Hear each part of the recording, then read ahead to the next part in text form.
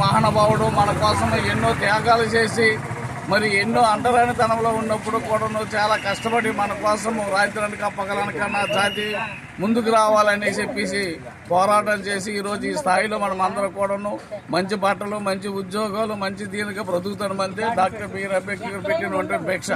కాబట్టి అటువంటి మహనీయుడు ఈవేళ 89వ వర్ధంతి సందర్భంగా మరి గౌరవనీయులు మరి రిటైర్డ్ ప్రిన్సిపల్ అయినటువంటి యాల్ సుందరరావు మేస్టర్ గారు మరి అంబేద్కర్ విగ్రహానికి పూలమాల వేసి నివాళులు అర్పించవలసిందిగా ప్రార్థిస్తున్నాం. సమాజంలో మనకు అనేకమైనటువంటి ఆర్థిక ఫలాలు వీళ్ళకి ఇవ్వాలి. మనతో పాటుగా రిజర్వేషన్ అంటే ఓన్లీ ఒక ఎస్సీ ఎస్టీ అనుకుంటున్నారు. బీసీలకి రిజర్వేషనే ఉంది.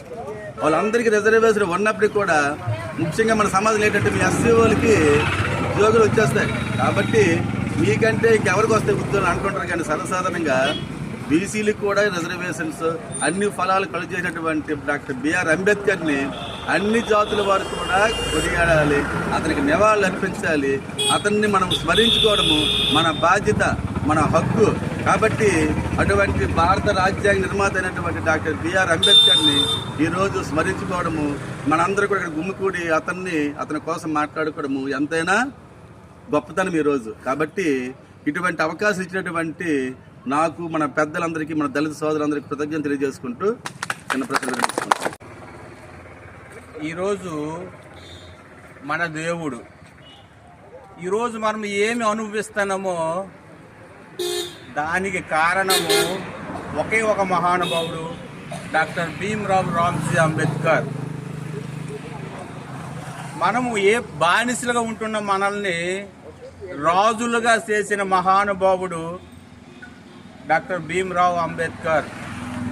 రిజర్వేషన్లు అనేవి ఎస్సీ ఎస్టీకే అని చెప్పుకుంటున్న చాలామంది వారి ఫ్రూట్స్ను వాళ్ళు అనుభవిస్తూ, రిజర్వేషన్లు అనుభవిస్తూ అంబేద్కర్ ఒక జాతికి చెందిన వారిని ముద్ర వేస్తారు. అందరూ వాడని సంగతి మరిచిపోతున్నారు.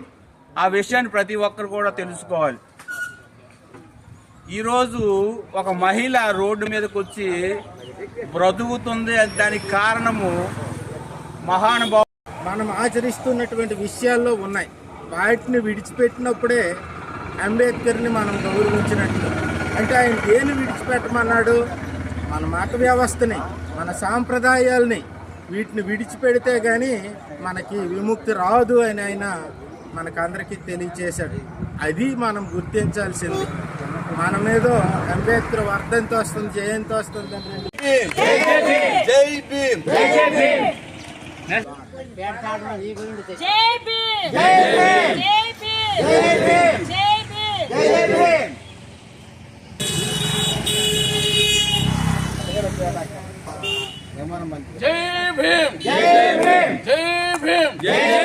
దళితుల ఐక్యత.